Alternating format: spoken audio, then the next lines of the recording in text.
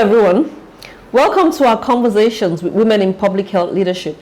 I am Dr. Charity, founder of the Next 100 Initiative. Today we have Evelyn Abayaah-Issah. Evelyn is Director, Network Development and Strategic Partnerships at the Massachusetts General Hospital Cancer Center in Boston, Massachusetts, United States. Evelyn has over 15 years of experience in healthcare with expertise in hospital operations, operational efficiency, regulatory compliance, quality and safety, global business development, and strategy. In her current role, Evelyn works to establish global strategic partnerships and collaborations with healthcare organizations within the United States and across the world. Evelyn co-chairs the Massachusetts General Cancer Center Equity Council, as well as engages in several diversity and equity initiatives in her institution and in her community. Welcome, Evelyn. Thank you so much for making time to inspire the emerging generation of public health leaders across the continent. And your voice is so crucial for the continent because I recall you do have Ghanaian ancestry. Thank you so much, Evelyn. Welcome. Thank you, Dr. Chenge. It's a pleasure to be here and to lend my voice to inspire other public health leaders, particularly in the continent. And you're correct, originally from Ghana. I have been in the United States now for close to 20 years, if not over, but my heart and soul is still in my homeland, Ghana. So anything I can do and across the continent to lend my efforts, I'm always willing to do so. Awesome. Thank you so much for joining us. So the interview is all about you because we want to hear you as you share your expertise, your journey in public health. So let's get you started. Can you please share with us some of the role models or mentors that influenced you early in life and also in your public health journey? Thank you for that question. That is a very interesting question. So growing up in Ghana, I had a lot of role models. My dad particularly was one of my biggest role model. And I say that because my journey did not start from public health. I was actually a trained journalist in Ghana. Because my dad was a journalist, I wanted to be a journalist. I actually worked as a journalist in Ghana before moving to the United States in the 1990s. However, the influence that I had that really took me towards the public health path was my own lived experiences when I was a kid in Ghana. When I arrived in the United States and I was looking for something to do, I actually thought about what skill sets can I acquire that will be transferable if I ever made the journey back home to live in the continent. And immediately I thought about community health education. How can I help to reduce all those communicable diseases in my community? What can I do to change that narrative?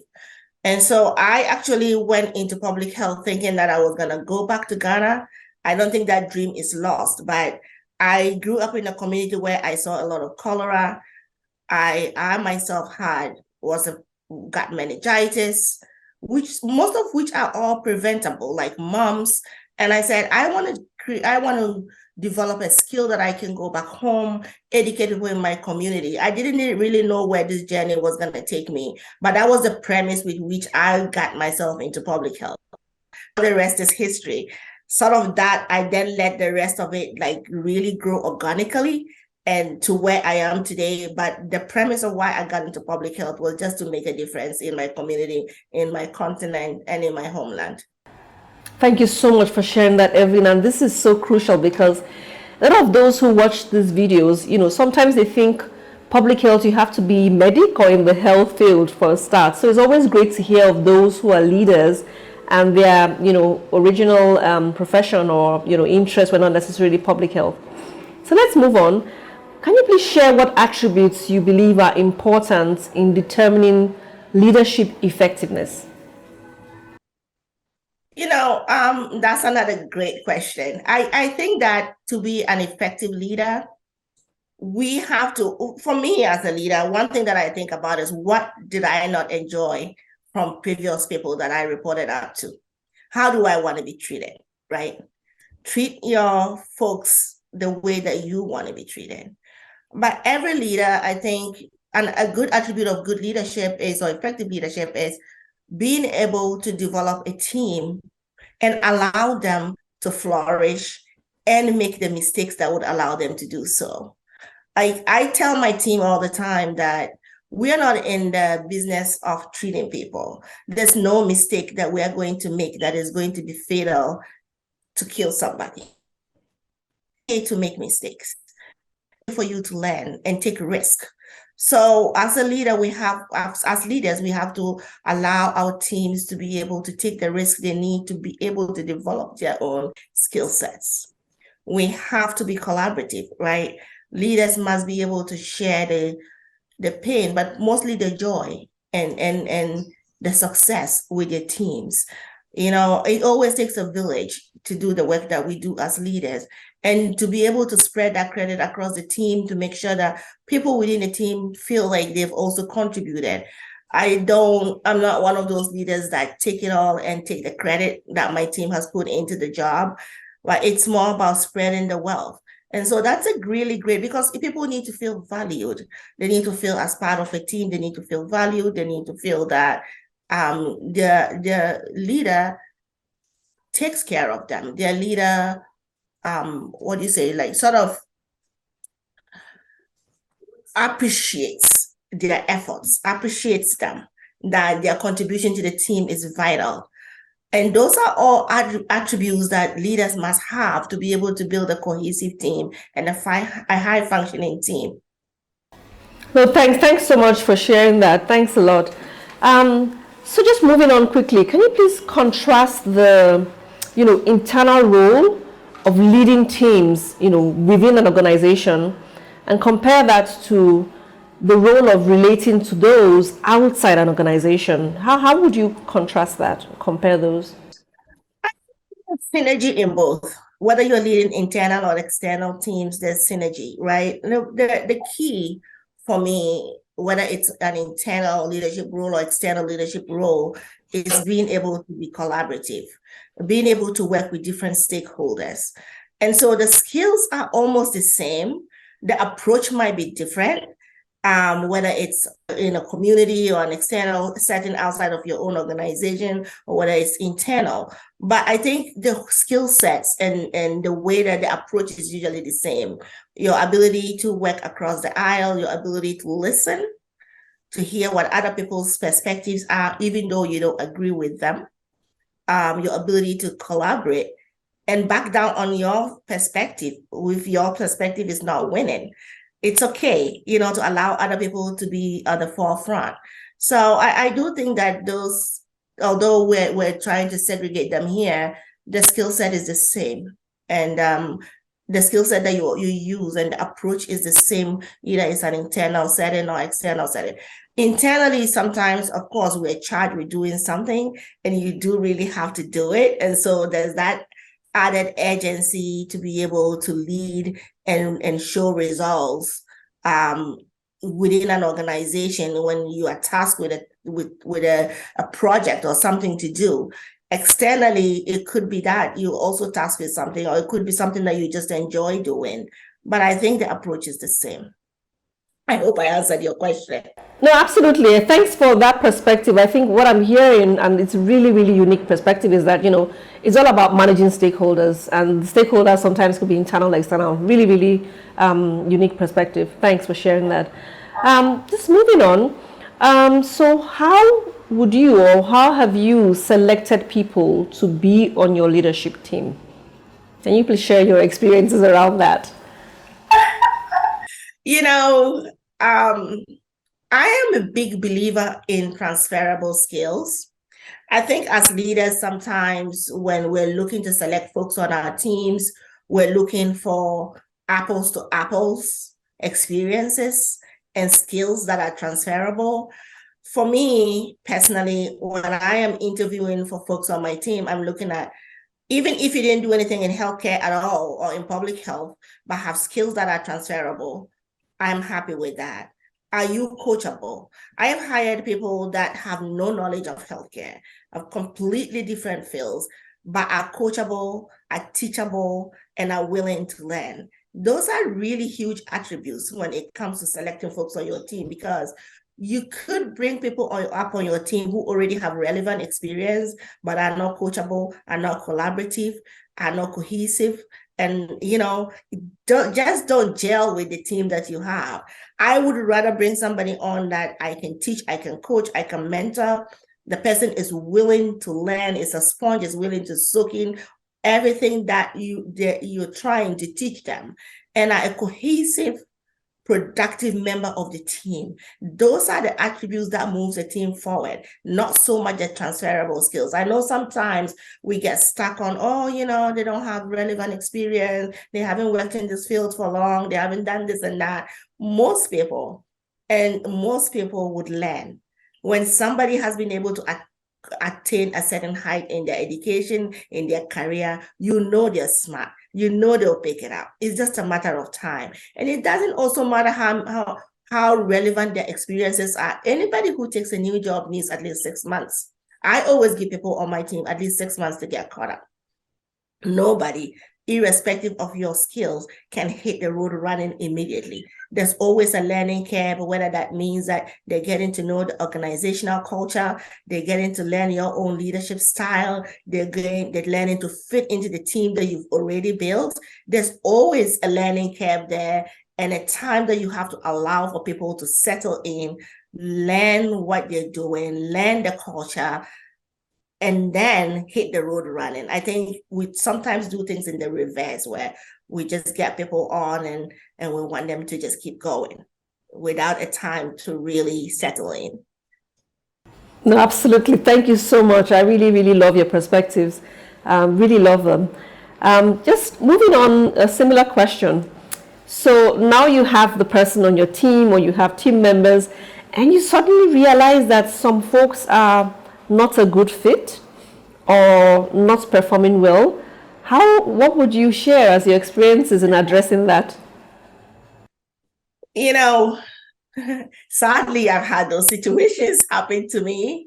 I think every leader has. The way my approach to that has always been that, given that somebody is not a good fit on your team doesn't mean the person is a bad person, right? The person is not fitting in that particular team. And what I have done that I have actually found a lot of success in is really coaching the people to say, let's give it some time to see whether you can adjust the way you do things, you can adjust your approach. If not, I'm happy to help you find something else that you can fit in. I like to say to my kids that a bad attitude is like a flat tire. You can move until you fix it. And so if you have somebody like that on your team, there's no amount of coaching that can help you fix that. So you need to, one, as a leader, be cognizant of what behavior it is, the reasons why the person is not fitting on your team, and how you intend to fix that. There's some of them you can fix, but there's also an approach where you can actually help the person, move them along to another role, or move them along to really go on and do something that they really find joy in. Part of the problem usually is that when somebody's on a team and is not fitting in, is not doing what they're expected to do, is not being cohesive, they're probably not enjoying the job that they're doing.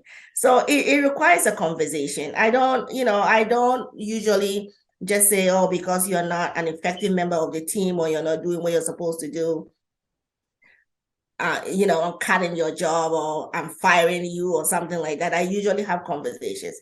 The other thing that I do that I found very effective in my own leadership style is that I don't wait for the end of the year to do reviews. I do mid-year reviews. So usually when I evaluate my staff at the end of the year, we set goals, and we have quarterly check-ins on those goals. Part of those quarterly check-ins is also to allow me to assess whether there are certain pain points that I'm not seeing in the one-on-one discussions that we're having on a weekly basis, whether the concerns that the person has that we just don't have time to reach. That is dedicated time for my staff to tell me, am I meeting my goals? For me to assess, are they meeting their goals? Are there things that I could be helping you with to be a much more effective member of your team? And I will tell you that that approach actually has worked well because people have the safe space to tell you, this is not working for me. These are my difficult points. I'm not happy. I'm not happy doing this. I don't, you're able to tease out what their difficulties are. And then you can encourage them to look and to find the things that will make them happy. I always encourage my staff. I'm not the kind of boss that pigeonholes my staff and don't allow them to flourish. I tell them all the time, if you have a better opportunity than you have now, you should absolutely pursue it. I want you on my team, but I don't want to hold you back. If there's something else that you could get that will fulfill you professionally and personally, then I can provide for you at this very moment in time. So there's several ways of moving staff along. It doesn't have to be abrasive. It doesn't have to be contentious. I think when you build a team where your staff realize that you are there for them, you're a boss, but you're also a mentor. You support them. You are the cheerleader. When you give them advice that, oh, you're not fitting on the team, or I don't think you're really happy in this job, they don't take it personally, right? They don't take it personally. They sort of see it as, wow, let me think about it, At least that's my approach. And so far, knock on wood, it's worked for me. Thank you so much for sharing that, Evelyn. The nice thing about having conversations like this is that the listeners really take away different things. Some things resonate more than others. For me, when you said coaching, that really resonated. The other thing I've heard for the first time is a bad attitude is like, a flat tire. Yes, the car can't move on, so you fix it. That was so new and so refreshing for me. And then the third thing I really enjoyed hearing was, you can't fix everything. And I think it's getting to that point to realize what you can fix and what you can. Thank you so much. Your perspectives are really refreshing and interesting.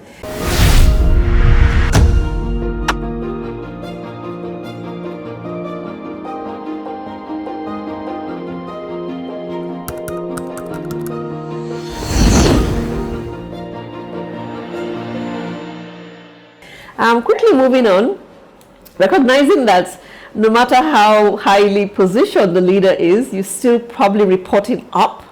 So tell us about your experiences reporting up. What would you recommend are good practices for reporting up? Where do I start with that one? So interestingly, I work in a very matrixed organization. My reporting structure is very matrixed. I report up to 10 people, and I'm not kidding. I report up to several people. I have a direct line to one person, but I have a chief that I report up to. I have an SVP that I report up to. I have a cancer center director who is the overall boss of the whole cancer institute that I report to. I have an associate chief that I report to. Then I also have an executive vice president that I report to. So I'm saying all this to say that my reporting structure is very complex. And in my role, as you had described, I have 10 network hospitals, 14 network hospitals that I have oversight of.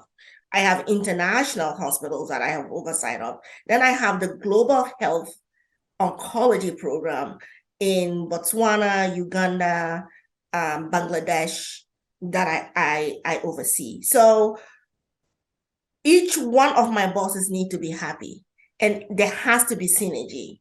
They don't always agree on the approach, but it is my job to be able to prioritize the way that I do my job, right? To ensure that I'm meeting all my targets with these people that I just described.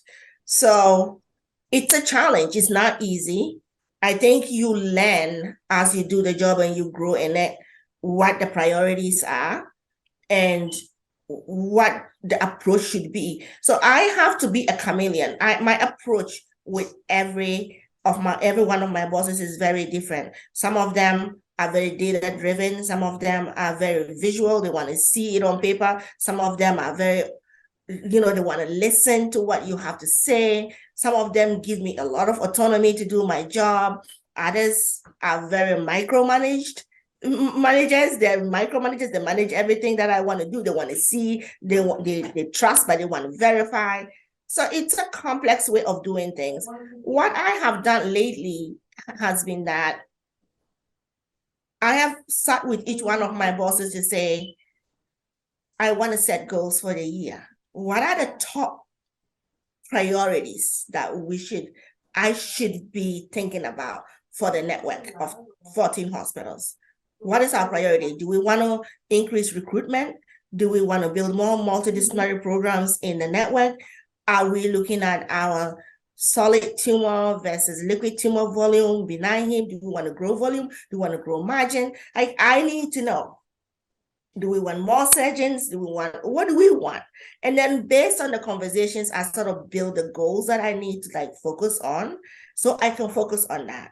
For global health, what do we want to do? What do we want to do? We want to develop our program more in Uganda. Then we want to develop in Bangladesh. How are we going to find donors? Because all of that is pro bono. Some of my work is interesting is that part of my job brings in alternative revenue into my institution.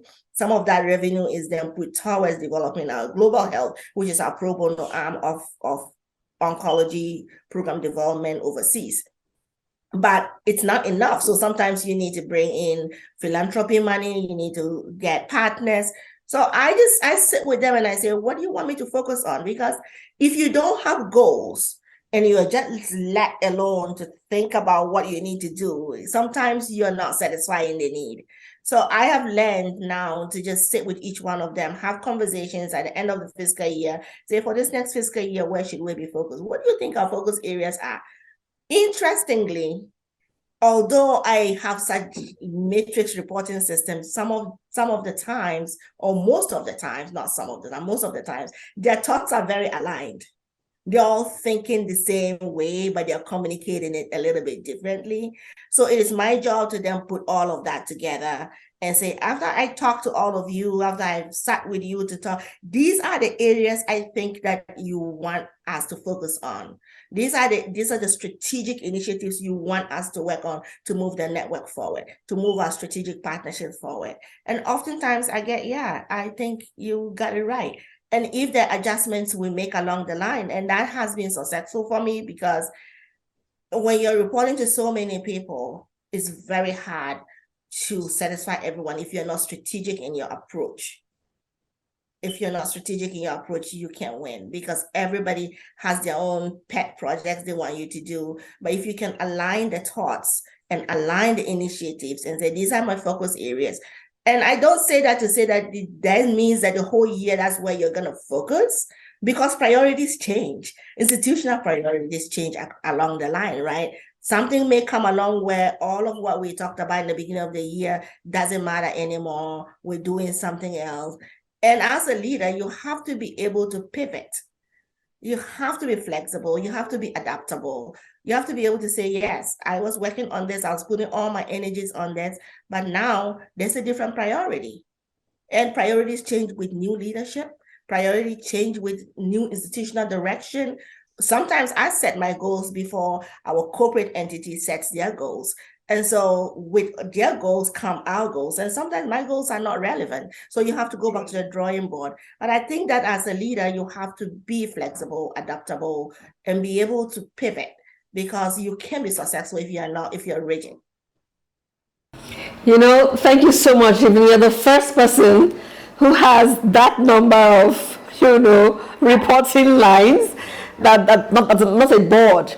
So it's really interesting, your perspective, because what you've done is to project your perspectives around multi-stakeholder management into managing up. And it's just really, really interesting to hear your perspectives about managing different stakeholders that you report to. Thanks for sharing that. Moving on. So I can just imagine, with all these different reporting lines, how hectic your schedule is, Evelyn. It's hectic. And so how do you decide when to say yes and when to say no, when there's a request and a demand for your time?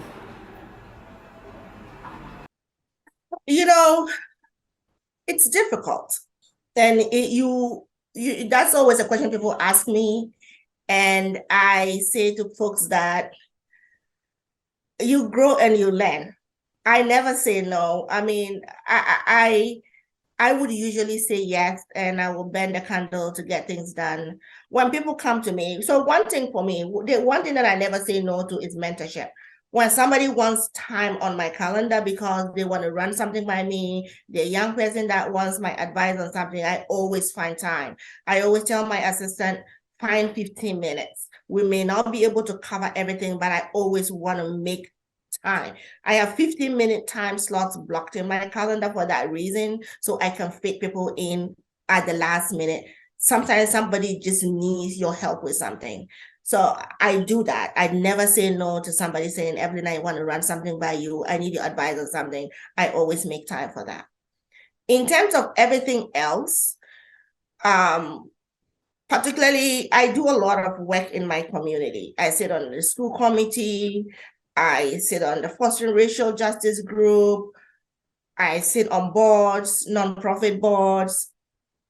Lately, I've started to really take stock of what I do with my free time and to say, of everything that I do, which one of these things align with the goals and the goals that I have set for myself and I want to do.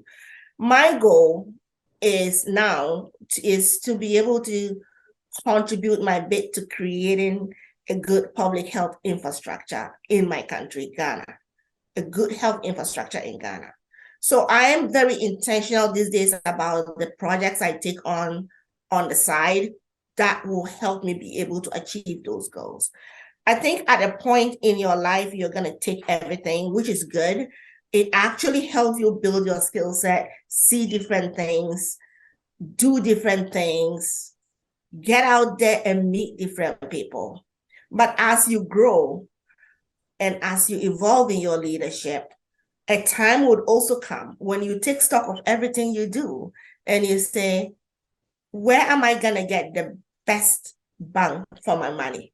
Where should I really be focusing my efforts? Because I can't do it all.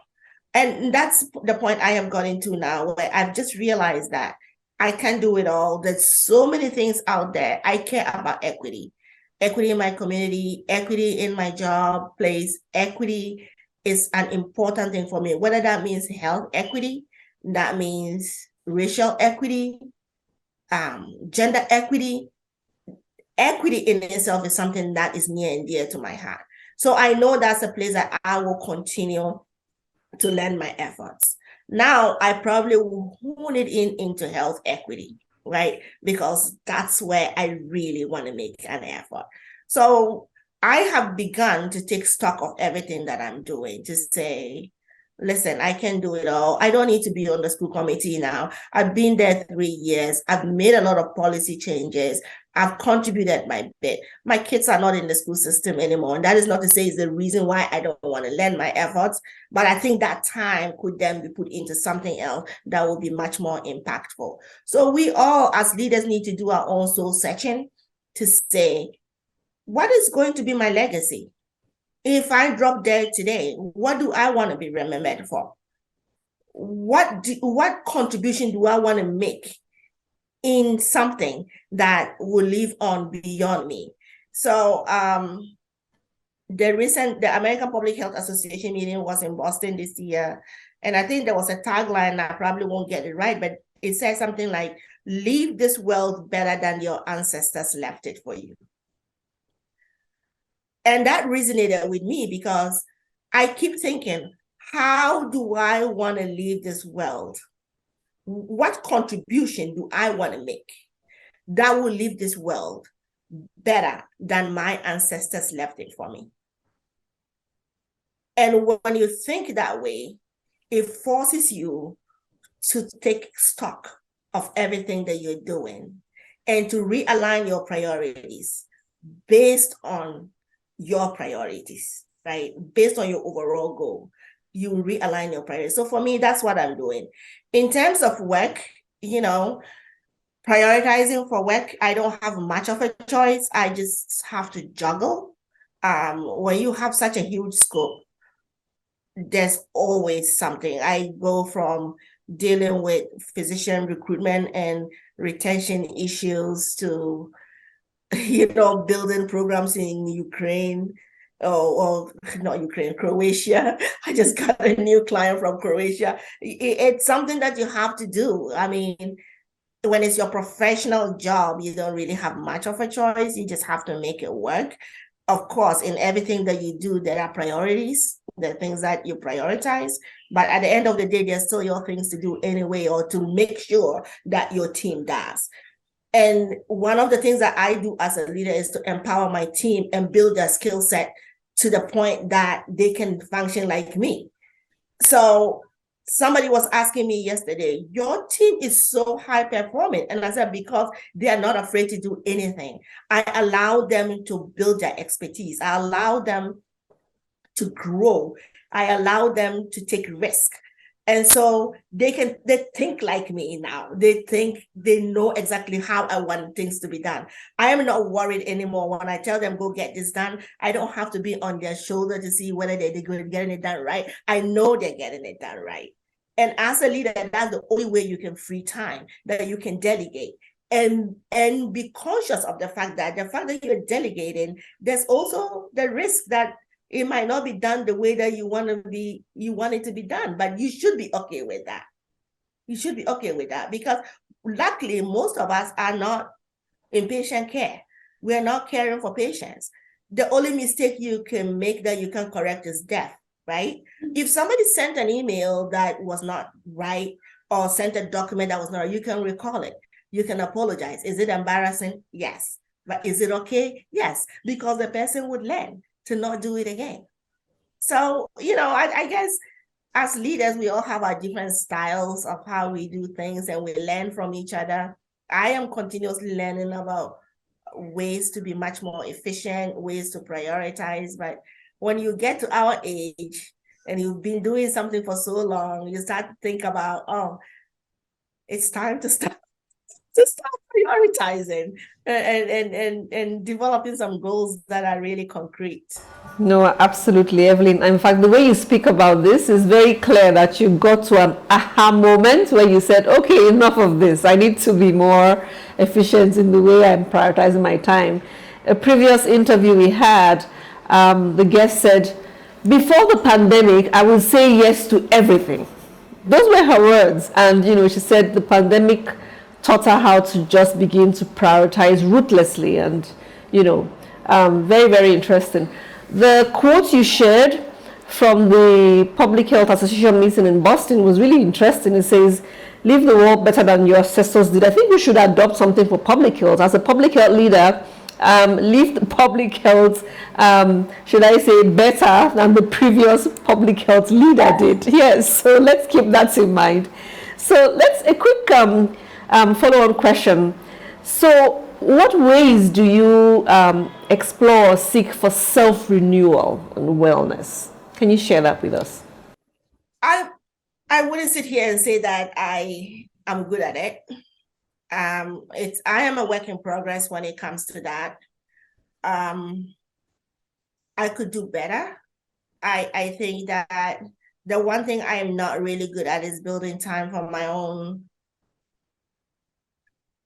self-renewal and building my own, just getting time to find myself.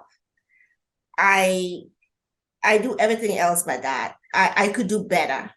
I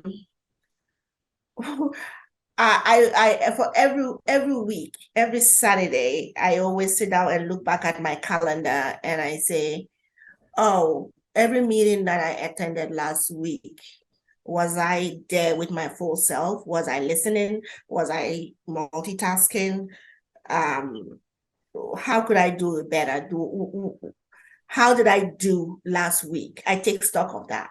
I don't take stock of how tired I was last week and what could I be doing better. I think we could all use some time. At this present moment, I don't have the luxury of time because I'm back in school getting my DRPH. So the little time I have goes into that and all of the community stuff that I'm doing. But I'm hopeful that, once that starts to taper down a little bit, I want to find some time for me. Even that means just reading a book or just taking a walk. I live in the suburbs where we have beautiful trails, beautiful trails. I could take a bike ride along the river. I could walk. There's so many things I can do. I can just go out and grab coffee with my friends. I can go out with my girls to do fun things, but just not enough time. That is not an excuse. I do once in a while go out and treat myself to something nice, get a drink with friends, coffee with friends, have a grab dinner with my husband, or just lay down. And sometimes I just lay down. I don't want to do anything. I just to find myself, but I could do it more. I think that is a skill that most of us leaders lack. And we just need to find it, and we have to be intentional about it. I think somebody might be listening to me now and say, well, that's an excuse. You're just making excuses. Maybe I am. Maybe I can still build in the time to find myself. I think the default is usually I'm so busy, I can make the time. But I think for anything else that you care about, if you really want to make the time, you will find it. So as I'm speaking, I'm thinking to myself, make the time to do it. So next time somebody asks you this, you can say, I'm actually doing this. But I'm not, it's something that we all need. We all need to free our minds. We all need to rejuvenate. We all need to do things that will reset us for the next week, but we don't do. I actually have a friend, who doesn't pick up her phone after 5 p.m. on Friday until Sunday. She doesn't pick up her phone. She shuts it off and she doesn't pick it up. She doesn't look at email. She does not do anything work related. It's all about her family, watching TV, going for walks, doing whatever she wants to do to get renewed. She doesn't look at anything until Sunday evening at 5. And she keeps telling me, she says, Evelyn, you know what? Nothing has ever happened. I've been doing this for 20 years. She says, nothing has ever gone wrong. I pick it up on Sunday and it's the same old thing. It's the same old thing. Nothing changes, right? So we have to remind ourselves that even when you unplug, the world will still be there when you come back. It is the fear of unplugging. And when you're type A, you just want to keep going. But I encourage other people that are like me, who are not unplugging, to really find strategies to do, because I want to do it. I want to be forced to do it. And sometimes my husband forces me. He tells me, you've been sitting on that chair for 12 hours. Get up and take a walk. Go do something, like get up. And he does, he gets upset with me, and sometimes I begrudgingly do it, but I'm an adult. I should learn how to find myself. Thank you so much, Evelyn. Take home point for me, we're all work in progress. Thanks for help. Thanks for reminding us of that. We're all work in progress. And then we need to address our fear of unplugging. So I'll take that home with me too. Thank you so much, Evelyn. Yeah.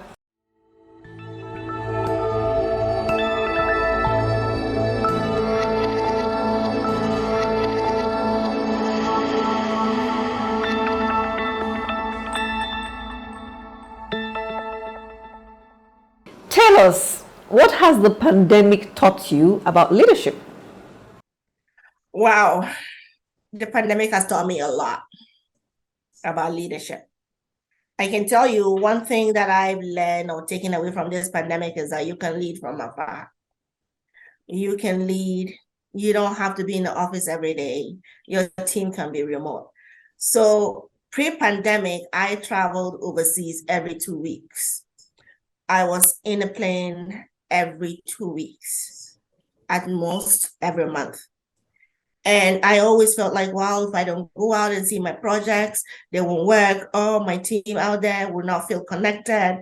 Oh, I always found a need to get on the plane and go and do something. I always felt like, oh, if you're not there, you don't really hear the truth. And that mindset has changed for me. I still, my projects are going very well all over the world. My teams are intact. We've built more trust in the way that we work. My team locally are all hybrid. They come in when they need to. I don't require them to come in the office anymore. Everybody's set up well to work, and they're still high functioning. So I think pre-pandemic, we all had this backward way of thinking that the only way teams could be effective was when they were sitting next to you in the office. And it's not correct. It's not correct at all. I mean, we have teams. My team wants to talk to me. Sometimes they send me a team. My teams are always open. There's technology to be able to stay abreast with your team and stay connected. I'm not discounting the human aspect of being connected as teams, but I think that the fact that me particularly, have now allowed my team the autonomy to work from wherever they want to work is very refreshing to them. And I can tell you, because of that, they're much more happier. They sometimes I have a team member who has a mother in Florida. She's able to go spend time with her mom. She has her husband's family in Maryland. She works from Maryland sometimes. It doesn't really matter. But I also am very intentional in getting us together. So once a quarter, I get my team together for coffee or for lunch. I order food, I order coffee, and we all just sit down, no work, just sit down and just talk and eat and just laugh. And they like that, but they're not compelled to come in. So I think the pandemic has really opened our eyes to so many things. The other one thing, I just add one more thing to this, is that I have also learned to prioritize the mental health of my team. Because pre-pandemic, we weren't really thinking a lot about mental health, right? And I have a team that it's really my local team in Boston, had to work with different time zones. Sometimes we're working with people who are 12 hours, 13 hours away from us. And so we were getting up 6 a.m. to do meetings and then doing 7 p.m. meetings without stopping. And I think the pandemic has taught us that, people are not widgets. They need some time to decompress, and they need some time to think. And that people's mental health is very important. And so I'm always prioritizing that with my team. I just tell them, listen, if you really need a mental health day, please take one. The work will be here when you come. Particularly if we don't have any big deliverables, I tell people, just take a mental health day. Take a day, go for a hike, do something that you love to do. Pre-pandemic, that was not the way we were thinking, at least not for me. I mean, my team was so happy, but they didn't know any better. But now we're thinking about leadership and leading teams very, very differently. Completely agreeing. It's triggering thoughts around, in-office presence, duration of in-office presence, and other, hybrid ways of working. Absolutely agree with you there. Okay, we're coming to the end of the interview. Quickly, diversity, equity, and inclusion. I know that you are, an equity advocate. So how is the concept of diversity, equity, and inclusion relevant to public health, in your opinion? Well, I always say that global health is public health. Public health is health. Until we build equitable healthcare systems in low-mid-income countries, we don't have good healthcare. So I don't sit here in America thinking, oh, I have the best healthcare, I work in a hospital, I have the best health insurance. That's me. I'm an N of one. If my country, Ghana, doesn't have comparable care, it's still my headache because I have relatives there, right? But even if you look at it from a public health perspective, the reason why sometimes we have all these viruses traveling around the world, like people, once you have a pandemic in a small or an outbreak in a small part of the world, it makes it around everywhere, right? So we need to build healthcare systems that ensure that when something happens in another part of the world, it's just as well contained as it will in the developed world. And until we realize that health equity is what is going to get us there, is going to allow us to build these systems that provide care to everyone the way we want it to be provided, we're not doing our job as public health people, right? Because the sad part is that we're all so siloed. And everybody is in their corner saying, oh, I'm not saying that we have the best healthcare in the United States, but there's so many other places that doesn't have any healthcare that is even close to what we have. And that to me is a disparity. The disparity in the healthcare system across the world is what is creating the inequalities that we are experiencing. And people may think I'm sitting in this part of the world, it's not my problem. It is your problem. Because when there's some outbreak in Ghana, it will get to the United States. It's just with time. It will get there. It will get to England. It will get to Germany. It will get somewhere. Something happens in Nigeria, it will get to Ghana. That's the problem. And until we stop thinking about healthcare as a segment of everybody's work, like in silos, and start thinking about it as something that we all need to build, we cannot develop an equitable healthcare system. And my goal, at least, is that I want to lend my efforts to building an equitable healthcare system where people can get the basic healthcare, basic healthcare. Sometimes it's very disheartening to me that my country, Ghana, has over 60 years of independence. And if you go into my little village in Bolgatanga, the people still can see a doctor. People can't even get treated for malaria. That is inequity. That is inequity. Like, healthcare should not be based on how much you can dig deep into your pocket. That causes a disparity. There's no health equity when somebody has to think between, how should I put food on the table for my children, or should I go see a doctor? And this is not, I'm just using Ghana as an example, but it happens here in the United States every single day, where somebody's thinking about, and particularly for me, who is in oncology, most of my background is in oncology, I see it.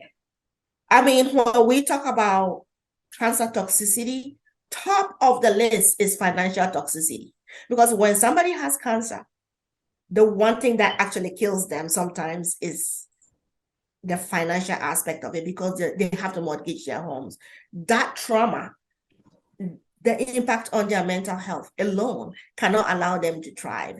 And we're living in this world where healthcare should be a given. It shouldn't be dependent on whether you have a great job, whether you work in a hospital, whether you have money. Everybody must be able to get basic healthcare, basic healthcare. And until we arrive, I don't know how we're going to get there. I think we need to continue these conversations, and a lot of people like us have to be passionate about it and work towards it to ensure that everybody is getting the same outcome. We cannot achieve equity. One thing that I really do at my job is to ensure that I am putting the resources towards educating Black and Brown people to engage in clinical research, particularly for oncology. That the insurance that people that my institution receives includes insurance that Black and Brown people in Boston hold. That Black and Brown people in Boston have access to the novel treatments that my institution offers, so that when a woman 5 miles down the road has breast cancer, that she has the same exact outcome as the woman who is able to come to my institution to seek care. And it's gonna take people like us advocating, people like us saying this is not right, people like us pushing to say we have to, healthcare has to be equitable. Healthcare should not just be for a group of people. Healthcare should be accessible to everyone that needs it, particularly when somebody has a fatal disease. They should be able to get the same care that anybody will get in any part of this world.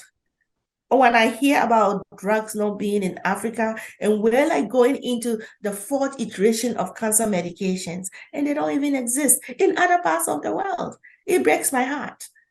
It breaks my heart. I was just sitting in a meeting last week talking about preventative screening for Africa. And we're talking about what modalities should be using. What should we be using? A certain assay to assess whether somebody has colon cancer. We don't really have assays for breast cancer, but we don't have mammography, blah, blah, blah. Just talking about how can we bring low cost, effective screening to Africa. And somebody turned around and said, Evelyn, but even if we did that and caught the cancers, do we have the ability to treat them? So now what? Now what? And I said, you're correct. So you can tell health equity I'm passionate about it. Yeah. Because I've seen so many people die that they shouldn't die because of their current location, because of their socioeconomics, because they're at the wrong place at the wrong time. But everybody should have the best outcome, the best chance for the best outcome. Everybody should have the best chance for the best outcome, if we all work towards health equity. Thank you so much for sharing that, Evelyn, and kudos on the work you're doing in supporting, more clinical researchers from communities of color. I think it's crucial to amplifying the voices of, communities and including them in this journey. Thank you so much. We have come to the end of the interview, and everything you said has been just important. Like, it's difficult to pick one as being more important over another. But we'll ask you, if there are 3 key points you want us to take away, you want the audience to take away from this very rich conversation, what would those 3 points be? So those 3 would be that if anybody's listening to me today, allow your leadership to grow organically. Sometimes when we set parameters about where we want to go with our leadership, we actually are constricting ourselves. Allow the universe to take you where you're supposed to be. It's hard, but that's just how my leadership has evolved. I've never really planned where I wanted to be. It's just been organic. And most leaders will tell you, you just don't know. Just allow it to go. The second thing is that, as a leader, treat your teams the way you want to be treated. We have all had bad leaders. Most of us, I would say, have reported up to bad leaders, and you didn't like it. Don't do it to your teams. Give your team what you want your boss to give to you, right? Treat people right. And I think the third will be listen more, speak less, because sometimes we are just so much in a rush. We're not listening. We're answering. We're giving direction. Listen to your teams. Listen to your teams. And I'll add a 4th one. Work on the things that will make you happy. No job fills your happiness cup. No job fills your happiness cup. You have to find that happiness outside your job and bring that happiness into your job. So if your job is not fulfilling to you, it's not a bad job. There's so many other things you could be doing outside your job that fulfills your purpose and fills your happiness cup that you then bring into your job. Wow. What a way to end this conversation. I don't want it to end, Evelyn. Really, honestly, it's so inspiring, all you've shared. And thank you once again for really making time and digging deep to sharing all you've shared with the emerging generation of public health leaders across the continent. Thank you so much, Evelyn. Thank you so much for the opportunity to hang out with you and chat about public health. And I actually hope that maybe I said something that somebody will use or will resonate with somebody and they would be transforming. Who knows? But thank you for the opportunity once again. I really appreciate it, and it's really nice seeing you. Great, great, great. Thank you so much, Evelyn. And so to the audience, there you have it, a conversation with Evelyn Abayaah-Issah. I hope you've been inspired. On to the next conversation. Stay well. Thank you. Bye-bye.